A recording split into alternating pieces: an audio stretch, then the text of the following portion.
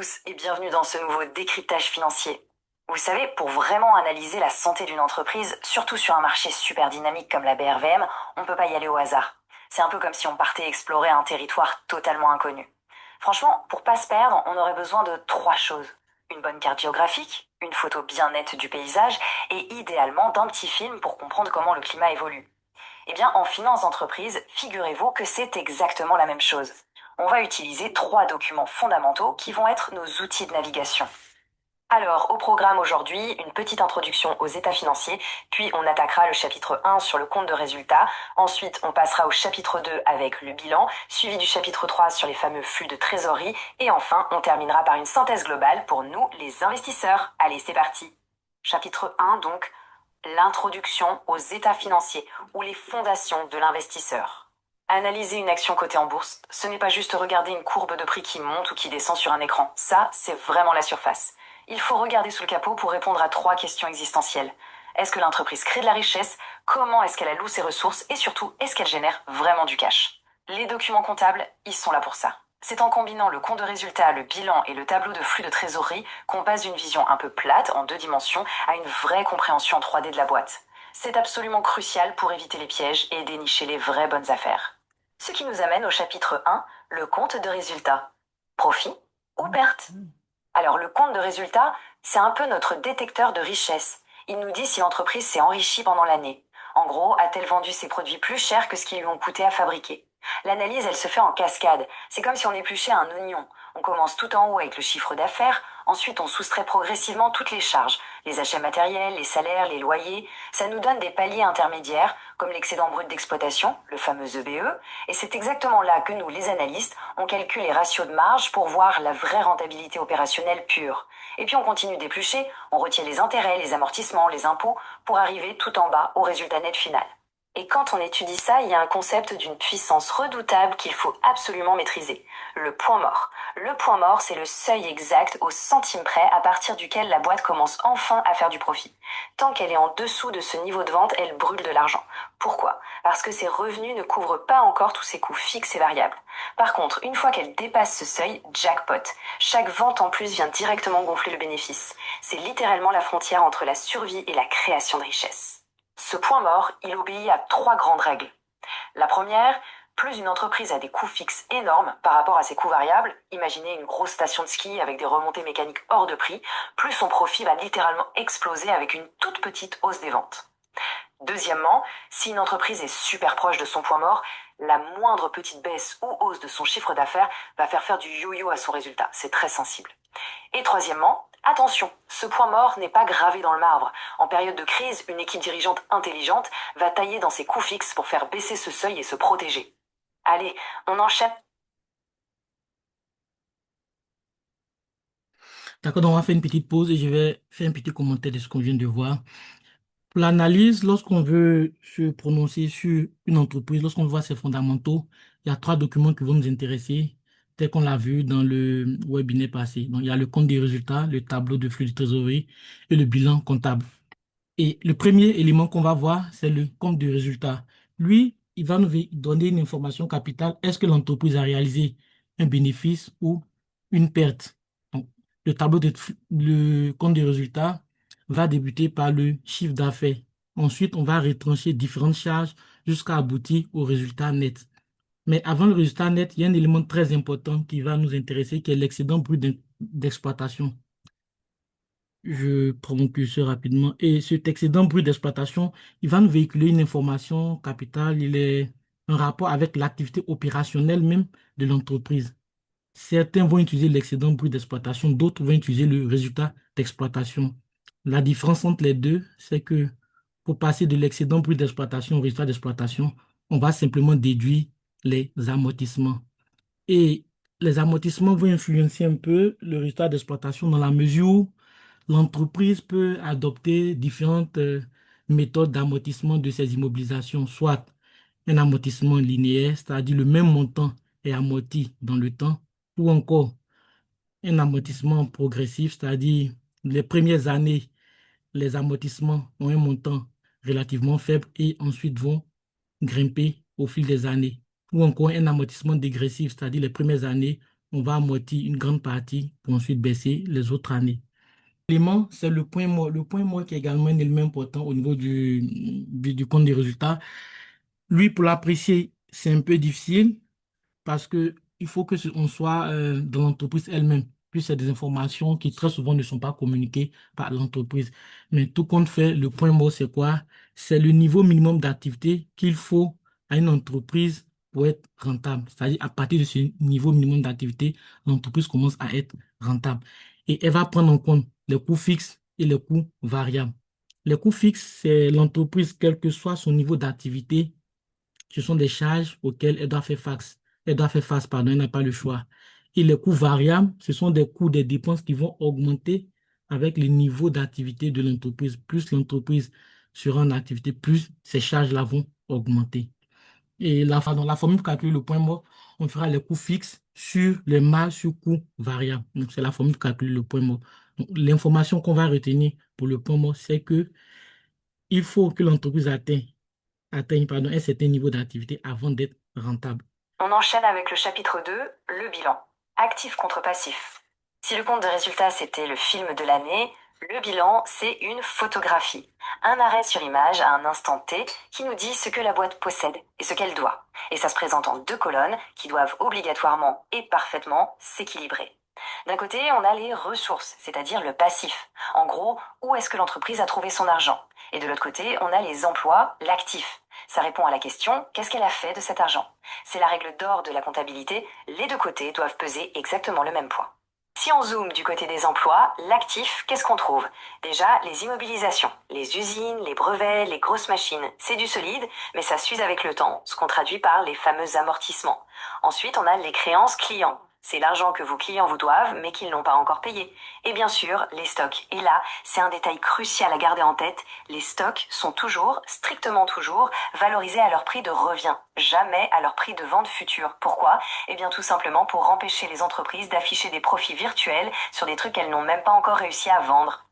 Face à ça, jetons un œil à la colonne des ressources, le passif. C'est là qu'on voit comment tout ce petit monde est financé. On y trouve d'abord les capitaux propres. Ça, c'est l'argent apporté par les actionnaires et l'avantage, c'est qu'il n'y a pas de date butoir pour le rembourser. C'est très différent des dettes financières qu'on prend à la banque où là, croyez-moi, il y a des intérêts à payer et une date limite de remboursement très claire. Et enfin, on a les dettes fournisseurs. Ce sont les factures que la boîte doit encore payer à ses partenaires. Et c'est là qu'on arrive à un concept absolument central, le BFR, ou besoin en fonds de roulement. Dans la vraie vie, une boîte doit très souvent payer ses fournisseurs pour acheter des matériaux bien avant d'être payée par ses propres clients. Il y a un trou dans la raquette, un décalage temporel. Eh bien, le BFR, c'est l'argent, le carburant financier permanent qu'il faut avoir de côté pour combler ce vide et faire tourner la machine au quotidien sans tomber en panne sèche. La mécanique derrière ce BFR, elle est implacable. Si vous avez plein de stocks qui dorment dans un entrepôt, ou si vous êtes trop gentil et que vous laissez vos clients payer dans 60 jours, bah ça bloque votre trésorerie. Votre BFR explose. À l'inverse, si vous êtes un as de la négo et que vous arrivez à payer vos fournisseurs plus tard, vous gardez votre cash au chaud plus longtemps. Le crédit fournisseur, c'est littéralement du crédit gratuit qui fait baisser votre besoin en fonds de roulement. Une direction qui gère bien, c'est une direction qui surveille son BFR comme le lait sur le feu. Ce qui nous amène tout. D'accord, j'arrête pour faire un petit commentaire rapidement. Je vais partager d'autres slides.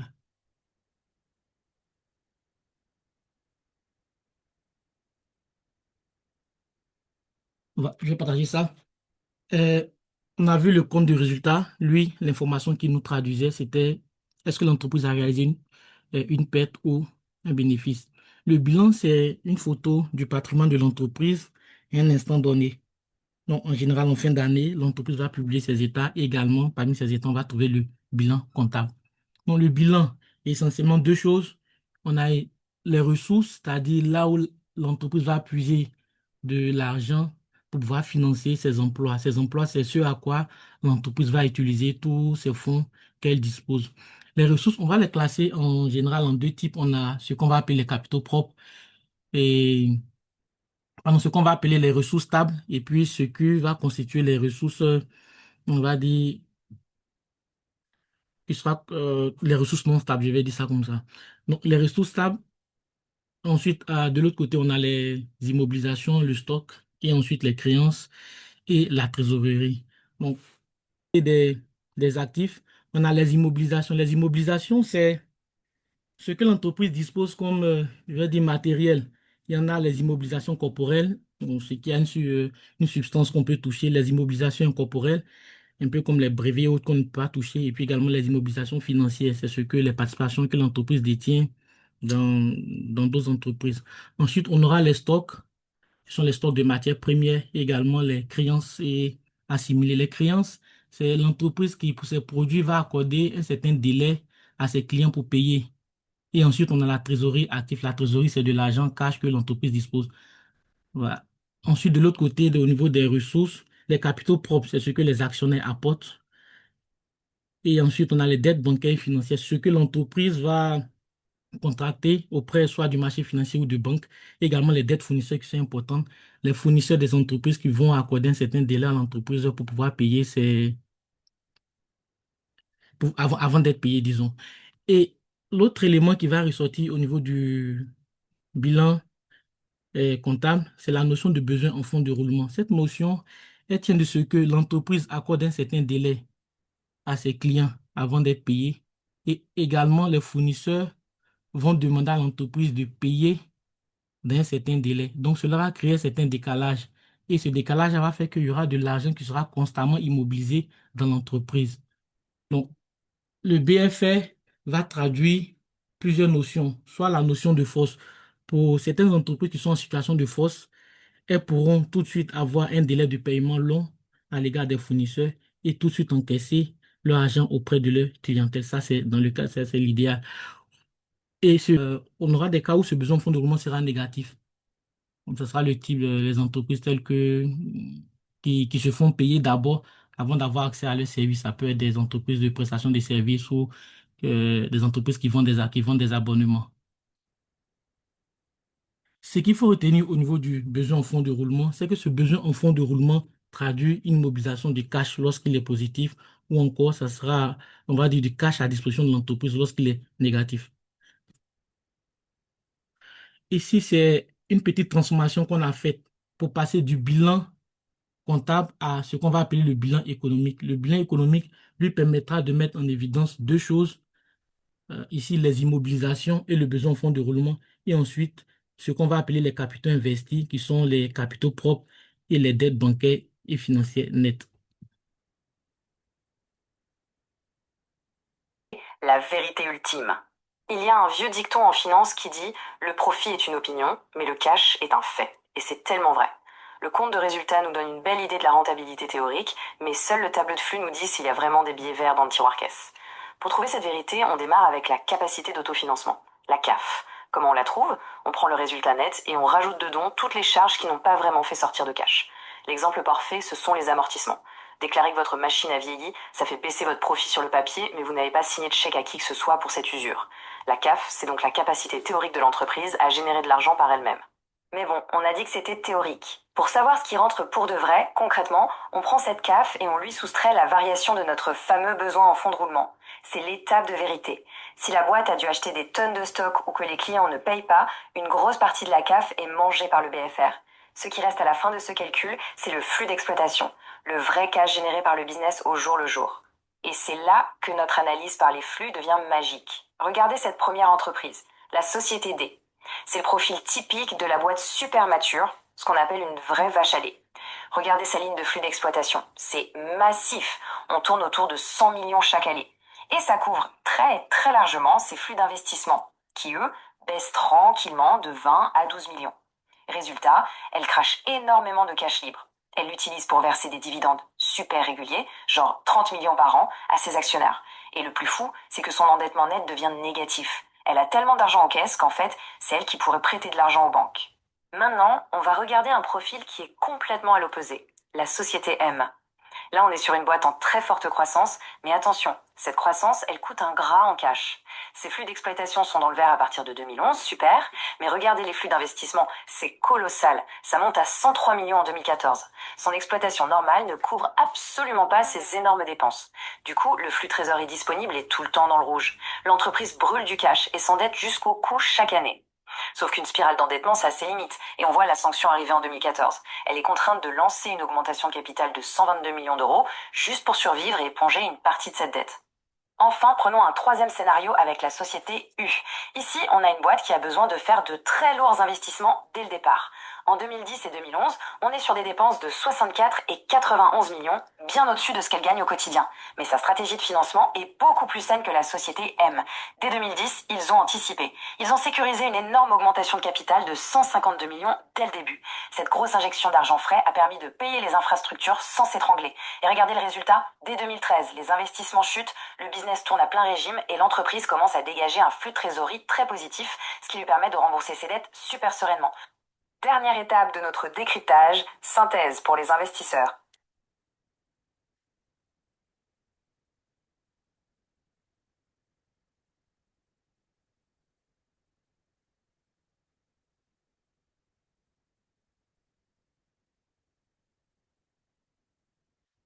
D'accord. Un commentaire rapide. Pour le tableau de flux de trésorerie, ce que ça va nous montrer, c'est comment l'argent circule dans l'entreprise. Donc, on va regarder essentiellement trois choses. La première chose, c'est le flux d'exploitation. Je prends le curseur. Ah ouais, je l'ai trouvé cette fois-ci. C'est celui-là. OK. Le flux d'exploitation, c'est-à-dire, est-ce que l'entreprise a généré du cash? Est-ce qu'il y a eu du cash que l'entreprise a pu générer ou l'entreprise brûle du cash? C'est le flux d'exploitation. L'activité opérationnelle de l'entreprise, l'activité d'exploitation de l'entreprise, est-ce que cette activité est capable de générer de l'argent? Donc, c'est le flux d'exploitation qui va nous donner cette information. Et quand on prend cette entreprise D, on voit que dans la durée de 2009 jusqu'à 2014, le flux d'exploitation est positif. Ça, c'est la première information qu'on a. La deuxième information, c'est le flux d'investissement. L'entreprise, au fil des années, va réaliser des investissements dans le but de soit renouveler son outil de production, ses immobilisations ou encore de les maintenir. Donc, le flux d'investissement, c'est de l'argent qui ressort de l'entreprise. C'est la raison pour laquelle ici on a des chiffres négatifs. Donc, l'idéal pour l'entreprise, c'est que le flux d'exploitation, le flux qui provient pardon, de son activité opérationnelle puisse couvrir ses investissements. Ça, c'est le meilleur des cas. Et pour le voir, on va calculer ce qu'on appelle le flux disponible, le flux de trésorerie disponible. Donc, ce flux, pour l'obtenir, on fera les flux d'exploitation moins le flux d'investissement et on aura ce qu'on va appeler le flux disponible. Donc, c'est dit, l'entreprise a travaillé, elle a pu dégager un excédent de trésorerie et cet excédent permet de couvrir toutes ses dépenses d'investissement au point qu'il y a un excédent que l'entreprise réalise. Et s'il y a un excédent, cet excédent peut servir à soit payer des dividendes ou à soit rembourser des dettes que l'entreprise a contractées auparavant. Ça, c'est un type d'entreprise. Ici, c'est une entreprise qui, dans le temps, lorsqu'on prend ses flux d'exploitation, sont également positifs. Elle fait des investissements massifs les 3 premières années, mais après, ces investissements sont plus ou moins faibles les 2 dernières années.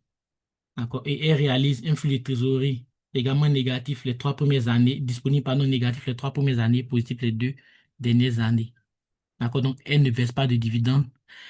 Pour cette entreprise, l'analyse qu'on peut faire, c'est que on voit qu'il y a une augmentation de capital en 2010. Donc, c'est dire que pour pouvoir financer ses investissements, elle a dû faire, elle a eu recours à une augmentation de capital pour le faire. Et après, l'information que nous, on va retenir que l'information que nous véhicule le tableau de flux de trésorerie, c'est comment l'argent circule dans l'entreprise. L'entreprise a son activité opérationnelle. Est-ce que cette activité opérationnelle arrive à générer du cash? L'entreprise a son activité d'investissement. Elle doit réaliser des investissements dans le temps. Est-ce que l'entreprise passe son temps à investir ou est-ce que l'entreprise n'investit pas du tout? Dans tous les cas, comment l'entreprise va financer ses investissements? Si les flux de trésorerie provenant des activités opérationnelles sont élevés, ça peut couvrir ces flux d'investissement et dégager un excédent. Et cet excédent peut servir soit à payer des dividendes ou encore peut servir à rembourser des dettes que l'entreprise a contractées par le passé. Comment prendre des décisions éclairées? Donc si on rassemble toutes les pièces du puzzle, on a un super cadre d'analyse. Le compte de résultat nous prouve que l'idée est viable, le bilan nous rassure sur la solidité financière et les flux de trésorerie nous montrent la réalité crue, le vrai cash qui rentre. Se baser sur un seul de ces documents, c'est comme conduire les yeux bandés. Alors pour conclure, imaginez que ces trois sociétés sont disponibles sur le marché aujourd'hui. La vache à lait prudente D, l'agressive M endettée pour sa croissance et la structurée U. En maîtrisant tous ces outils, vous savez que la question n'est plus juste qui fait le plus gros profit comptable. La vraie question, c'est, selon les cycles économiques actuels et selon votre propre tolérance au risque, quel profil représente la meilleure opportunité pour vous? La réponse, elle est là, dans la bonne lecture de leur tableau. Mais merci d'avoir suivi ce décryptage. Voilà, je crois qu'on a fini. Je vais faire un récap rapide et puis on va passer au séance de questions-réponses et puis ensuite comment retrouver ces informations sur le terminal. Donc, on a vu trois documents aujourd'hui. Le premier document, c'est le compte de résultat. Et le compte de résultat, il nous permet d'avoir cette information. Est-ce que l'entreprise a réalisé un bénéfice ou est-ce que l'entreprise a réalisé une perte? Le compte de résultat part du chiffre d'affaires et ensuite on va déduire différentes charges pour aboutir au résultat net. Et on obtiendra différents agrégats qu'on va appeler solde intermédiaire de gestion chaque fois qu'on déduit une charge. Et il y a un qui est important, qui va beaucoup nous intéresser, c'est l'excédent brut d'exploitation, qui traduit la réalité économique de l'entreprise. On verra avec cet excédent brut d'exploitation, on pourra calculer différents ratios. Parfois, on utilise aussi le résultat d'exploitation qui n'est pas loin de l'excédent brut d'exploitation. La différence, c'est que l'excédent brut d'exploitation ne tient pas compte de la politique d'amortissement de l'entreprise, puisque l'entreprise va amortir ses immobilisations soit de façon linéaire, soit de façon dégressive, soit de façon progressive. Alors que lorsqu'on prend le résultat d'exploitation, lui tient compte de cet amortissement. On s'est dit que l'amortissement peut quelque part biaiser, peut faire baisser drastiquement le résultat d'exploitation. Au niveau également du compte des résultats, il y a un élément important une notion importante, c'est la notion de point mort. Cette notion tient de ce que l'entreprise, pour pouvoir réaliser son bénéfice, doit atteindre un certain niveau d'activité avant de commencer à être rentable. Cela est dû au fait que dans l'entreprise, il y a ce qu'on va appeler les coûts fixes. C'est des coûts, quel que soit le niveau d'activité de l'entreprise, elle doit faire face à ses dépenses, elle n'a pas le choix. Et il y a ce qu'on va appeler les coûts variables. Ces coûts variables, elles sont en rapport avec le niveau d'activité de l'entreprise. Plus l'entreprise est en activité, plus son activité augmente, plus également ses coûts variables vont augmenter. Et j'avais dit que la difficulté avec le calcul du point mort, c'est que il faut avoir des informations en rapport avec l'entreprise. Il faut être quelqu'un d'interne à l'entreprise pour avoir ces informations, pour pouvoir facilement calculer le point mort. Sinon, on peut également l'estimer d'une certaine façon. On a des outils pour l'estimer également. Le deuxième élément qu'on a vu, c'est le bilan comptable. Et le bilan comptable, on a dit ceci, c'est en quelque sorte, euh, je veux pas, voir, ça nous donne en quelque sorte une photo de l'entreprise à un instant donné, très souvent en fin d'année. Et le bilan comptable va nous présenter deux éléments. D'un côté, on a les ressources, c'est-à-dire là où l'entreprise tire ses capitaux et à quoi elle va les employer. De l'autre côté, les actifs. Et les ressources, il y en a de deux sortes. Il y a les ressources stables et puis il y a les ressources qui ne sont pas stables. On aura les capitaux propres et les dettes bancaires et financières qui vont constituer ce qu'on appelle les ressources stables. On les appelle ressources stables parce que leur délai d'exigibilité est plus ou moins long, au-delà de 1 an. Pour les capitaux propres, pas du tout. Et les ressources non stables, dans la mesure où ces ressources ont vocation à être tout de suite remboursées, à être exigibles. Très souvent, ce sont des dettes fournisseurs, des dettes que l'entreprise a contractées à l'égard de ses fournisseurs. De l'autre côté, au niveau des emplois, on aura les immobilisations. Les immobilisations, il y en a de trois sortes, soit des immobilisations corporelles, c'est le matériel physique que l'entreprise possède, son bâtiment, c'est pour une entreprise BTP, c'est machines, c'est voitures, ainsi de suite. Il y a également les immobilisations incorporelles. Ça peut être une entreprise qui détient un brevet, même brevet de fabrication de quelque chose, voilà. Ou encore des immobilisations financières, une entreprise qui a des placements dans d'autres entreprises, qui a des participations dans d'autres entreprises. Et ces immobilisations vont constituer ce qu'on appelle les actifs non courants. À côté de cela, on a ce qu'on appelle les actifs courants, pardon. Ce sont les stocks, les créances et la trésorerie active. Les stocks, ce sont les stocks soit de matières premières, soit les stocks de produits finis, soit de produits semi-finis que l'entreprise possède. Et également les créances. Les créances, c'est l'entreprise. Elle a vendu ses produits à des clients et elle a accordé un certain délai pour payer avant d'être payé. Donc, ce sera les créances que l'entreprise détient sur ses clients. Et ensuite, il y a la trésorerie active, c'est de l'argent que l'entreprise peut tout de suite mobiliser, soit de l'argent cash qu'elle dispose dans ses caisses. Et ce bilan comptable, on peut faire une transformation pour obtenir ce qu'on appelle un bilan économique. Le bilan économique nous permet de traduire on va dire, la réalité économique de l'entreprise, c'est-à-dire les capitaux que l'entreprise a utilisés pour investir, et de l'autre côté, donc quoi, c'est l'entreprise les a investis. Et les capitaux investis, il y en a de deux, sont composés pardon, de deux éléments, les capitaux propres et les dettes bancaires financières nettes. Comment la transformation a été faite, après on pourra partager le PowerPoint, vous aurez le temps de regarder. Et ensuite, on a de l'autre côté l'actif économique. L'actif économique, c'est ce qui permet à l'entreprise de travailler réellement. Ce sont ses immobilisations, c'est-à-dire les investissements que l'entreprise doit faire avant de commencer son activité. On prend une entreprise de BTP, il faut qu'elle ait au préalable acheté toute sa machinerie avant de commencer à exercer son activité. Et au jour le jour, l'entreprise va devoir immobiliser de l'argent sous forme de besoin en fonds de roulement, en rapport avec le décalage qui est entre le moment que ses clients vont payer les factures et le moment où l'entreprise également doit payer ses fournisseurs. Après cela, on a vu l'autre élément qui est le tableau de flux de trésorerie. Et le tableau de flux de trésorerie, on a dit la chose suivante, ça permet de traduire. Ah non, j'ai pas. Le tableau de flux de trésorerie, tout de suite, nous montre comment l'argent circule dans l'entreprise. Et l'entreprise, il y a trois postes, il y a trois points qui vont nous intéresser. Il y a le flux opérationnel, le flux d'exploitation. C'est l'argent qui va provenir de l'activité d'exploitation de l'entreprise. C'est une entreprise de BTP, elle réalise des constructions des routes. C'est dire que cette activité doit générer un flux. Est-ce que ce flux est suffisant? Est-ce qu'il est négatif?